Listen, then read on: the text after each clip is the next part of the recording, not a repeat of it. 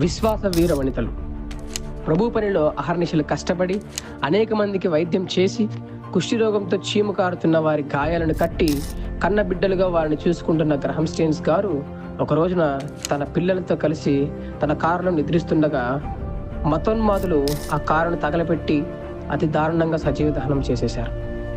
భర్త మరణించిన ఆ బాధలో ఆయన భార్య అన్న మాటలు ఏంటంటే, And still my prayer and desire is that these people who took my husband's life will be touched by that same love so that they will never do this to any other person.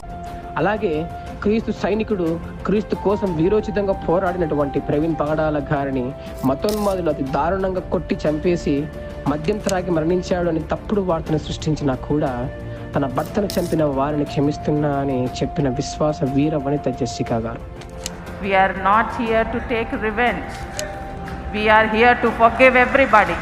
అలాగే America దేశంలో జరుగుతున్న దారుణమైన పనులకు వ్యతిరేకంగా వాదిస్తూ సమాజంలో ప్రేమను శాంతిని స్థాపించాలని ప్రబోధిస్తూ సమాజాన్ని సరైన మార్గంలో నడిపించాలని ప్రయాసపడి దేవుని ప్రేమను ప్రజలకు తెలిపి ఎందరినో మంచి మార్గంలో నడిపించిన చార్లీని కొన్ని వ్యతిరేక శక్తులు అంతమొందించాయి, తుపాకీతో కాల్చి చంపేశారు. అయినప్పటికీ ఆయన భార్య ఎరికా గారు మాట్లాడుతూ, నా భర్తను చంపేసి పెద్ద తప్పు చేశారు. ఆయన మరణించిన ఆయన భావజాలం, ఆయన ఆశయాలు మరణించవు. ఎల్లప్పుడూ ఆయన ఆశయాలను మేము ముందుకు తీసుకుని వెళ్తాం అని ఎంతో మనోధైర్యంతో మాట్లాడారు. క్రైస్తవులారా, తమ సొంత వారిని కోల్పోయినప్పటికీ వారు విశ్వాసంలో నిలకడగా ఉంటూ ఎందరినో బలపరుస్తూ దేవుని వైపుకు అనేక మందిని త్రిప్పుతూ విశ్వాస వీర వనితలుగా మన ముందు ఉన్నారు.